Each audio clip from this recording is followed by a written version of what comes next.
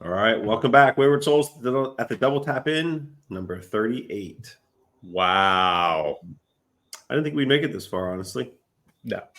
Yeah. No. Well, it's the 11 dedicated viewers, listeners that we have that have kept this dream alive for us. Yeah. Yeah.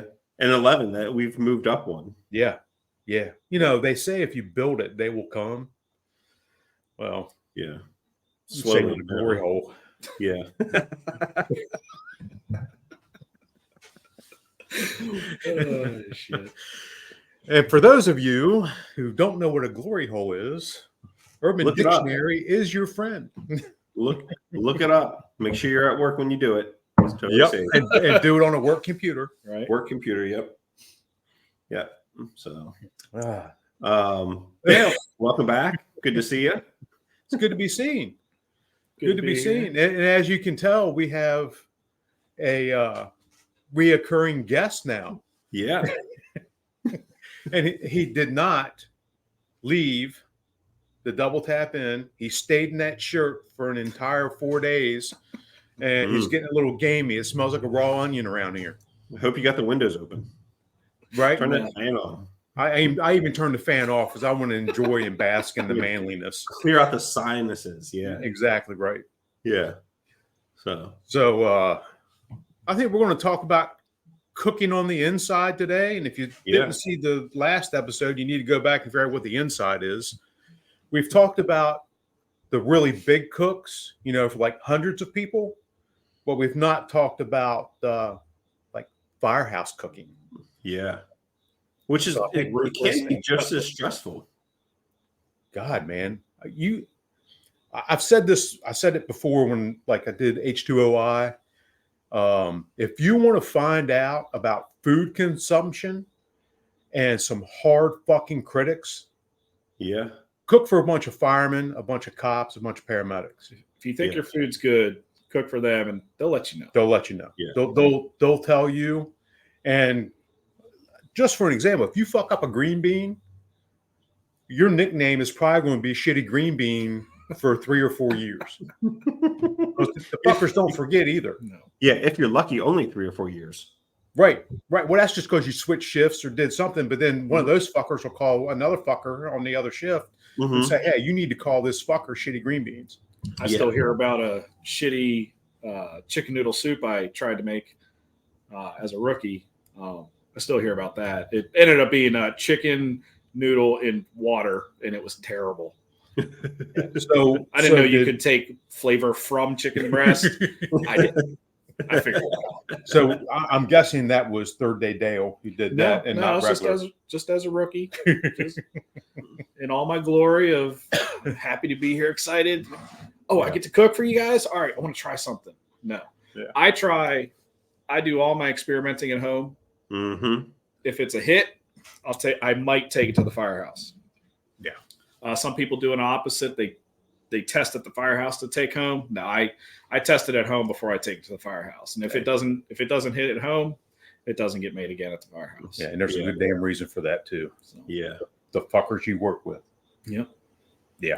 It's almost as bad as, it's actually worse than making a bad meal people, but only being able to feed 9. Ask me how I know. Serving sizes victimized you? No, just shit planning on my part. Back when I was at my other station, it was the new captain's first day. Way to make an impression. Oh, an impression it was. Sorry, BMO. You still didn't get a burger that night. He ended up doing the walk of shame down to Santini's to get a sandwich because there was no food left. What happened? I wasn't a rookie, but I was still newer into the firehouse cooking life, and I thought I made enough, but I didn't. Yep, and it gets back to what I said earlier about firemen. One thing with the fire service, there's always those mentors, and they'll teach you. Certain guys, they can teach you anything and everything you would want to know about the fire service. When it comes to firehouse cooking, it is 100% trial and error. Figure it the fuck out. and Mhm. don't fuck it up. Yep. Make it good. Yeah. We're hungry. I've made every mistake there has been. I still do. This was probably 2-3 months ago. In my position now as engine driver at 24, and the engine crew is at the store. I said, "Hey, is all 10 eating, or are we 9, 8? How many is eating?" I was like, I think it's just 8. And then since it was last day of the tour, we try to cook just for that, and then that way, because it's just going to be leftovers, they're going to put in Tupperware and throw it away next week. Yep. So I back off on the portion some and just make it specific. Well, somebody didn't communicate, and we all agreed it was going to be 8. So I cooked for 8, and 10 were eating. So, Whoops. Yeah, I'll take the heat on it. I took the hit. I was in the kitchen. Here's some extra crackers for you. You'll be all right. Yeah. It just happened to be the other apparatus tech, the tower driver. Sorry, JT. Who still reminds me of it. Every time if I'm cooking, he goes, "You can make enough for everybody?" Yes, JT. Probably not for you. So Dale did do the listening of our episodes. Yeah. And what did you buy? I bought the Bible of barbecue. Yep. Yeah. Peace, love, and barbecue. Yeah. We should probably say that again for he who shall not be named. Page 67. Yeah. That's the rub. Yep. So before I got it, I was excited. I went through it before I went back to work, found everything I was going to make. I went in one day. I said, I want to do a pork belly. I did the beans. I did the rub. I did the barbecue sauce, 17th Street barbecue sauce, I think it was. I did potato salad. I cooked the entire meal from the book. It was stressful. Yeah. It was stressful. I'd never smoked pork belly or pork butt. Yeah, Boston butt. Hadn't done any of that. Hadn't really done. I've done recipes that I've found before, but nothing of the scale. And it was good. Yeah, it was super good. I was happy with it. Everybody there was way more than enough food for everyone in that one. They still asked me to make the potato salad again because that was awesome. First time I've done beans, I had to get 6 different kinds of beans. I didn't realize there were that many different kinds of beans. It was intense. It was an all day thing. I think it was a holiday, so we were a little bit slower. So we it was good because you sent me. It was like 11 a.m. or something. You sent me a picture of the stuff on the island was full, and this is not a small island. Yeah. Everything was. You had stuff everywhere. Yeah, and I said, "This is going to be good." So yeah. I think I remember the pork didn't cook as fast as you were hoping. Yeah, I was hoping to get it to shredding for shredded pork sandwich sliders, but we ended up just doing sliced. Yeah. So it's not bad. No, it was still good. The group text between the 3 of us, I was like, "This is what I got. Help." They're like, "Well, it's already cooked. It's just now it's just in the breakdown, and you guys sent all these acronyms." I'm like, I don't know what that acronym is. What does that mean? And Barney termed this for me, please. And I finally got back.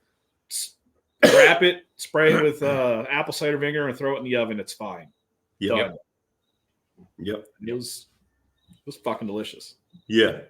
Yeah, absolutely. Convert. Yep. Exactly right.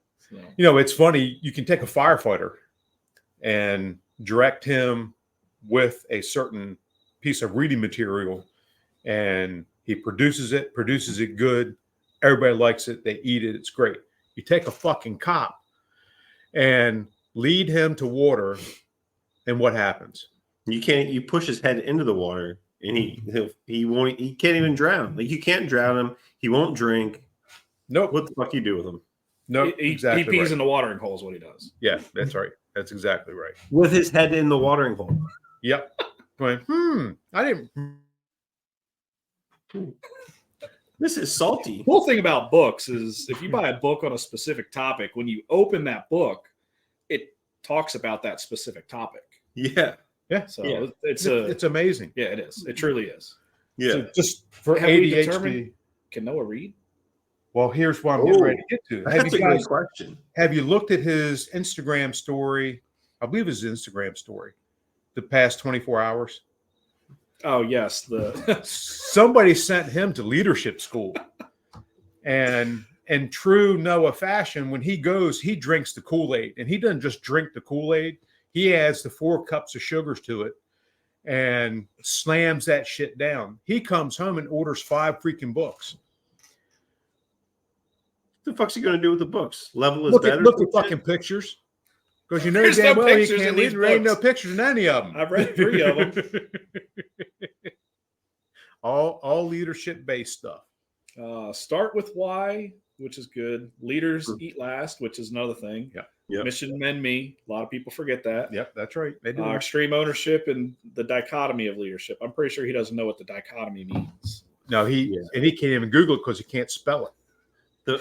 The funny thing is that those 2 books, like I would only listen, like I listened to both of them, and loved that. I liked Extreme Ownership. The dichotomy of leadership, I thought, was the same.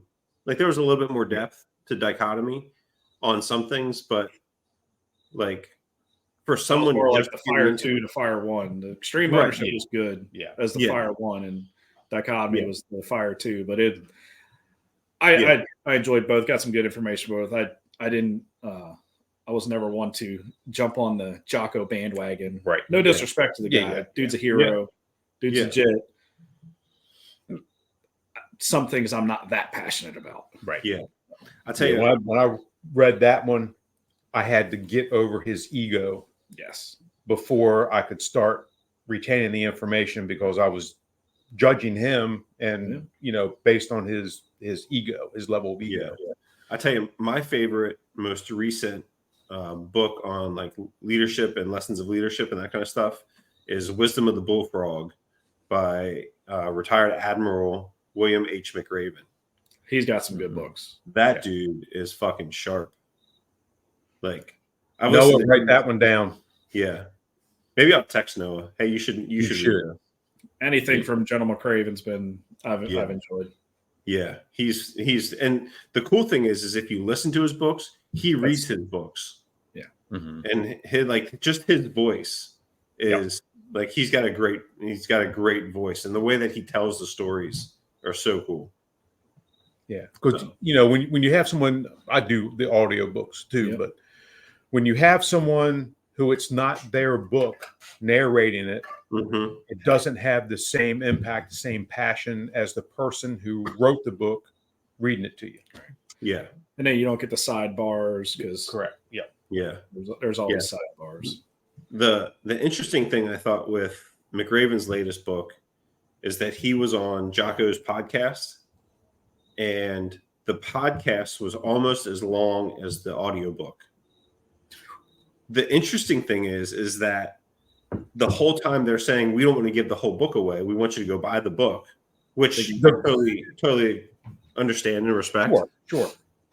But I think there's 18 lessons, and I'll send you guys the book. But there's 18 chapters, I think, in it, and they go through most of them. McRaven tells a little bit about it, and then Jocko tells a little bit about it. So not only are you getting McRaven and a little bit more detail than what the book gave you, now you're getting this other, like you're getting first person point of views. So you're getting the clip notes. Yeah, and you're getting multiple, like you're almost getting more than what you would get from the book because you're getting multiple perspectives. So that was, again, we were going to a wedding out in the middle of fucking nowhere, Maryland. And Rachel took one of the cars. I had to drive my mother-in-law's old car.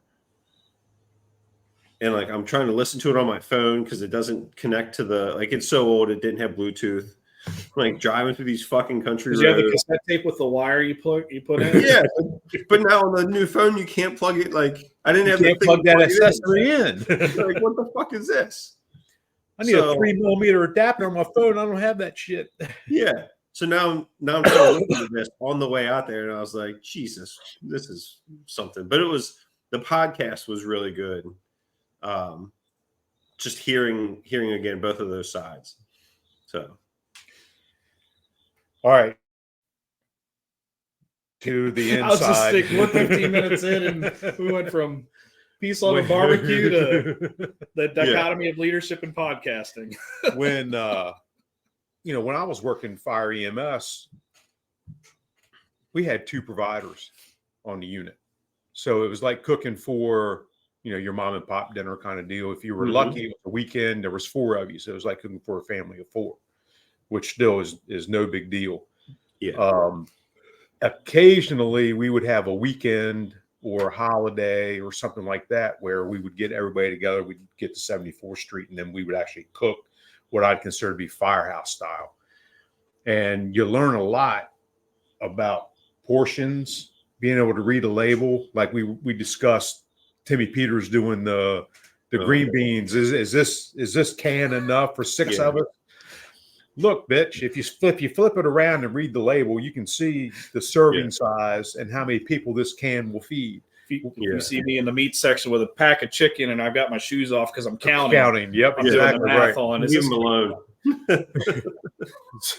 So you have to learn and apply math skills to be able to feed, and then there's always the firefighter factor where if you think you have enough, you don't. You need to add 10% at least to it. And it's not just the first meal. It's the 5 runs after midnight. I'm freaking hungry. We used to have when I was back in Engine 9, if we had 5 after midnight, which was regular, we were hitting 7-Eleven, 2 boxes of Cinnamon Toast Crunch and a gallon of milk, and we were up. We were starting the day, and that's how we were going to keep going. Now it's at 24, we're not as busy as Engine 9 was, but you get those 2 or 3 after midnight, and it's, man, I'm hungry. I need to eat something. There should be leftovers, and if any fridge you go to in a firehouse should have some leftovers in it. Yeah, some fresh leftovers. Unless you're on 4-day. It might have a week's worth of growth on it, but you can scrape that shit off and microwave the hell out of it. It kills everything. I was working at Station 3 one day with Big Daddy Cropper. I don't even know who else I was with. And we go in, and it was after like Thanksgiving or something like that. And there's this tray of leftovers, some kind of meat, and then like the gravy and meat juice and all that shit underneath of it. And it's all like congealed. Yeah. And Daddy's got those glasses that are magnetic in the middle, and he takes them off. Yep, that's not too bad. You do that very well, by the way. Thank you. I've seen it once or twice. I was going to tear by Mika. So he takes this tray out, puts it in the oven, warms it back up, and like as he's warming it up, you can smell it, and you're like, "That's a little older than you think." Yep. I'm gonna spend $20, but I'm gonna go down to the Seaside Deli and get me something else. And he's like, again, nah, it's not too bad. We'll take it home. The dogs will eat it. Yep. Like, now they're gonna be shitting all over the place. Good luck with that. We've got a guy on B shift. We don't throw any leftovers away. They go in a bucket and they go home to his chickens. Everything's chicken food. And I want to know who thought if you have Tupperware, there's no matching lid. Just because you wrap it in aluminum foil does not seal that food. That is not proper storage. That is not good to eat. Whoever thinks that, boggles my mind how often you open up a fridge, you've got Tupperware containers. I get there's no lid. Or last week I threw away pancakes wrapped in aluminum foil. Or just a random foil packet sitting in the station. Looking at the hobo packets of biscuits and the fuck is this? How it's is crazy. It It's crazy some of the things that people come up with. Yeah. And I'm the one that I should do it at the end of the tour, but at the end of the day, if you got stuff in the fridge, come get it because I'm cleaning it out. It is all going in the trash. Yep. Especially at the end of your rotation. You don't want to come back and go, Jesus Christ. Nope. So So when I'm trying to think of a good way to ask the question. Firehouse kitchens have evolved. When I was working, you're lucky if you had an electric stove and a refrigerator. Mm-hmm. So now I go into a Firehouse and it's a commercial kitchen. Yeah, You've got a little bit of everything in it. I'm fortunate at my station. We've got a full commercial kitchen. We've got I think it's 5 foot wide by 12 foot long island with its own sink, and we got a flat top and full hood system. And that's we how can it do some cooking. Dual ovens. We can do some cooking. That's how it should be. So yeah. And you figure for my house, we have 10 people in it. 90% of the time, all 10 eat. Mm-hmm. Then if it's a weekend, we're having breakfast too. So it's breakfast and dinner, and we're cooking both meals. Yeah. So you learn portions early. Mm-hmm. Yeah. And as long as ever you have the proper count, you should be good. Yeah. Those last minutes, and your math skills are good. We know some of the guys can't do that. Figure half pound of meat per person has always been a good rule. Yeah. So yeah, I did flank steaks last week. We had a relief lieutenant coming in second half. He was going to be in on dinner, and I thought I had enough. And somebody else came in last minute and said, "Oh yeah, I want to get in on that," and then finished it off before the lieutenant got there. Sorry, Ben. Yeah. Yeah. Poor Ben. And he'd even text me and said, "What are you guys making for dinner?" I said, "I'm doing flank steak tacos. The flank steak's marinating now." He goes, "Fuck yeah, I'm in." Sorry, buddy. Sorry. So we get callback people that can't decide. Yep. And remember, leaders eat last. Yep. Oops, you get an apple, Ben. Sorry. Yeah. And a cracker. And stop with the sorry. No, you're good. Table here. Stop with if they say, "Are you in on dinner?" Yes or no. It's not what are you making? Dinner. Yeah. That's what we're having. We're having dinner. You're in or out. And if you don't stay early, sorry about your luck. You're not eating. That is one rule I stand by. You're in or you're out. That's it. Yeah. If you're hemming and hawing, all right. Have a nice day. Yeah. Make sure you pick something up at McDonald's on your next run. Yeah. I like the hey, did you bring dinner? No. All right, we're cooking. Okay. Like I'm not having this conversation for my health. Like, yeah. It's the same. Are you eating with us or no? Like, I don't have to come back and be like, so. Oh, damn, that's good. We're too fucking late. Well, here's today's menu. Here are your options. The special of the day. No. Yeah. You're in or you're out. Yep. Eat with your crew. Yeah.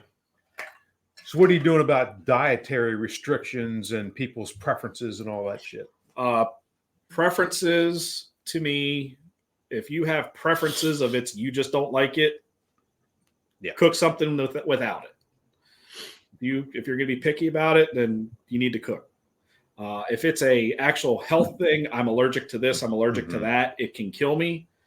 We take that into account. One of our medics, he's allergic to shellfish and any kind of seafood, so we reserve any fish or seafood, shrimp and stuff we do. If he's off, that's what we're going to have. Yeah. But if he's there, then we're not having any shrimp or seafood.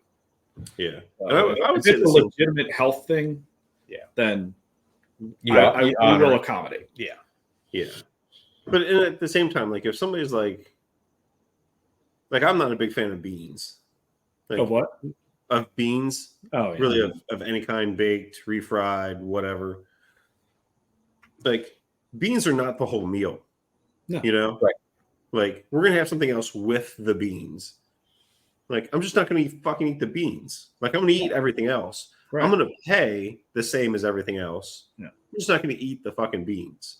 You know? Like that's the thing of like, oh, well, I don't like beans. I don't eat beans. I'm just gonna pay for this. Like, no, you're paying for it. You're paying for dinner. Yeah. Like you're paying for the whole shebang.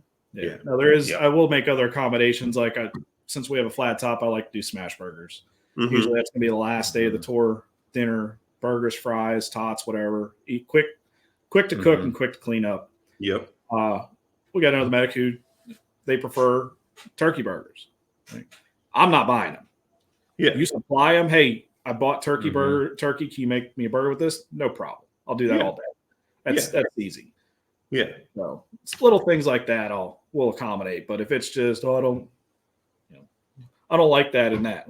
Well, sorry. Yeah, I don't like crinkle Pick the cut cilantro fries. out of the rice. We're having cilantro rice. Yeah, we got a kid that's he's got a gluten allergy, so when we go to make stuff, like if I'm there, and I think the other people do it, but like if I'm cooking, I always try to make it a point to look through everything. And the kid's got an app that you can scan shit on your phone to see if it's got gluten in it, and so we'll do that.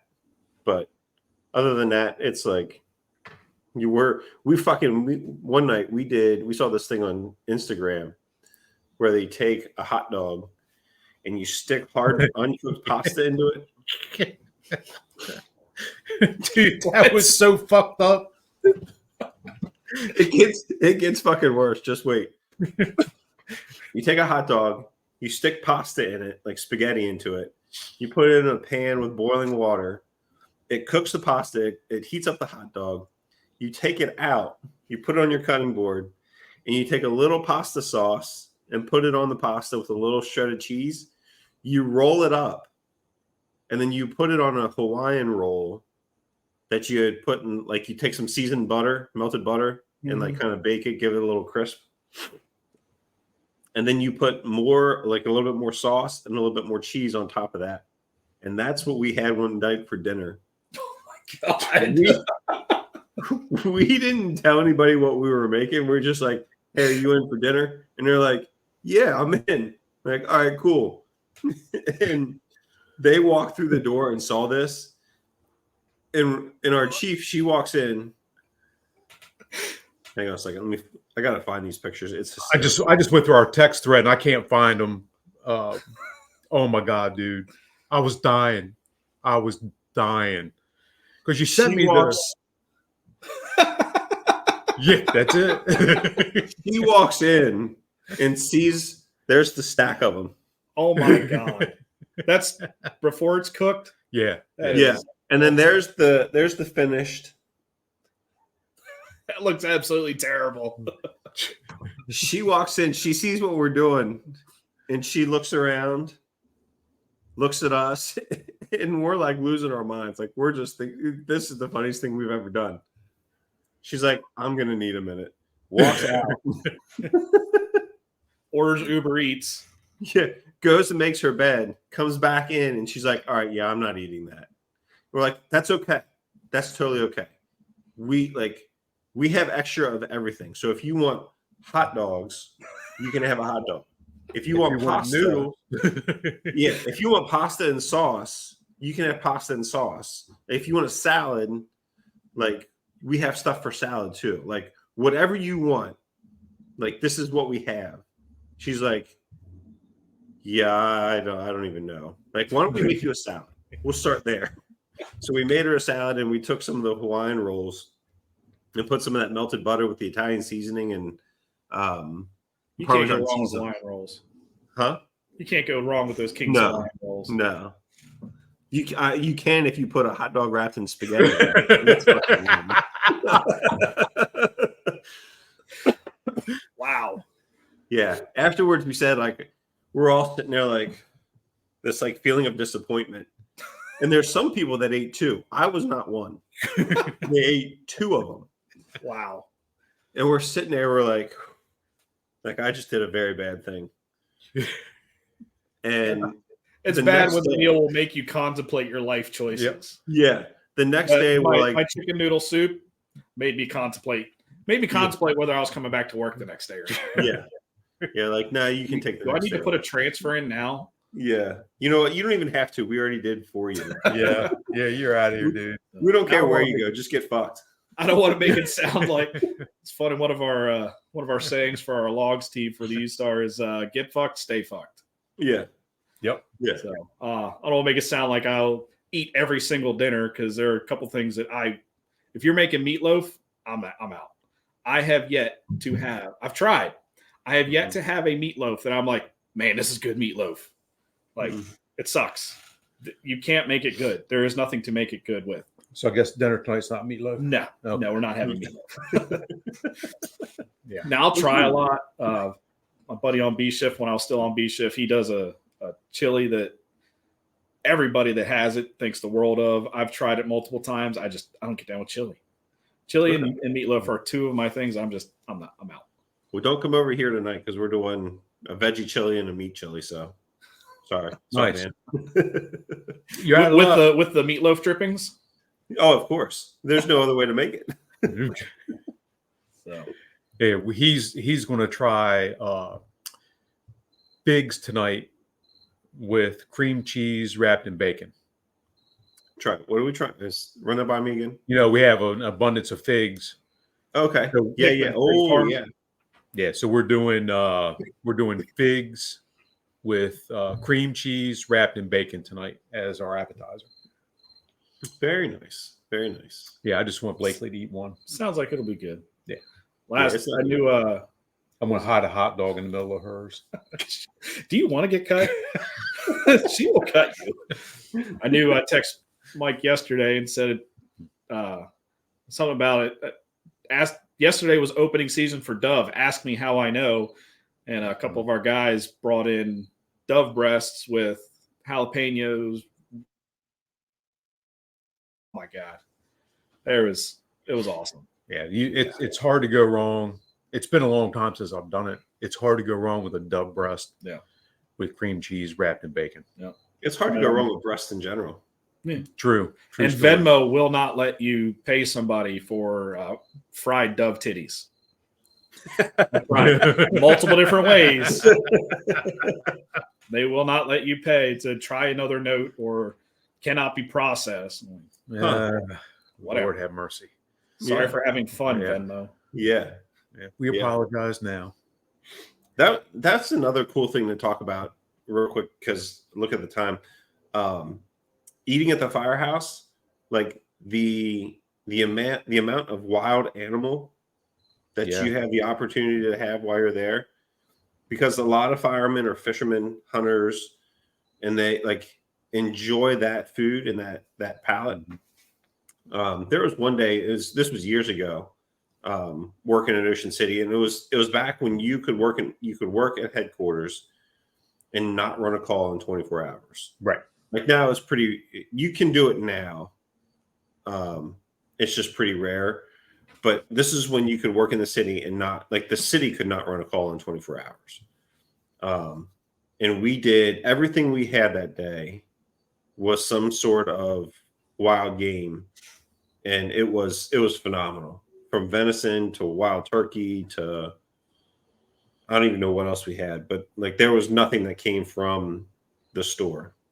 Yeah. As far as like the main proteins. We discussed earlier, back in the day, we would gather on a weekend and try to have all the crews together at 74th Street. Well, every winter at some point we would do a wild game dinner. Mm-hmm. And, you had guys like David that you mentioned earlier, mm-hmm. Jack Fisher, Del Baker. Saw him yesterday too. Yeah.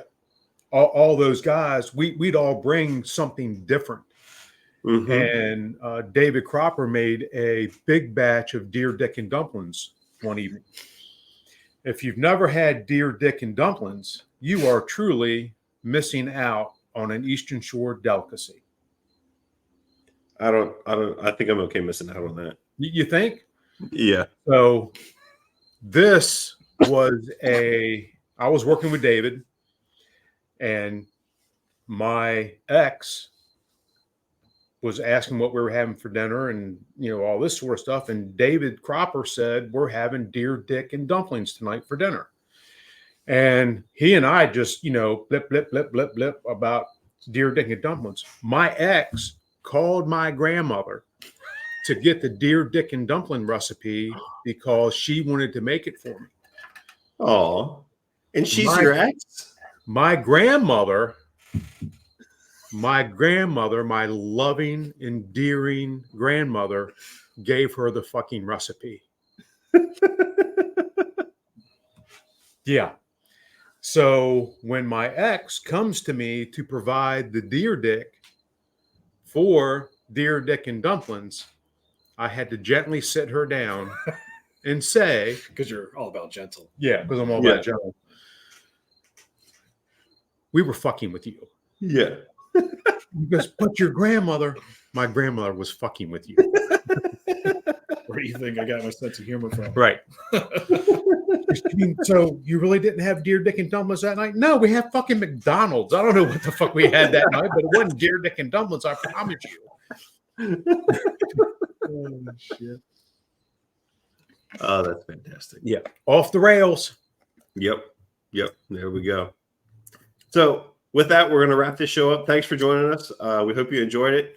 Well, I don't even know what we talked about. So Okay, fine. Don't enjoy run the out of show. food. Yeah, don't run out of food. That points to Yeah, take away. don't run out of food. Yeah. So, all right. Thanks for watching. Enjoy the show.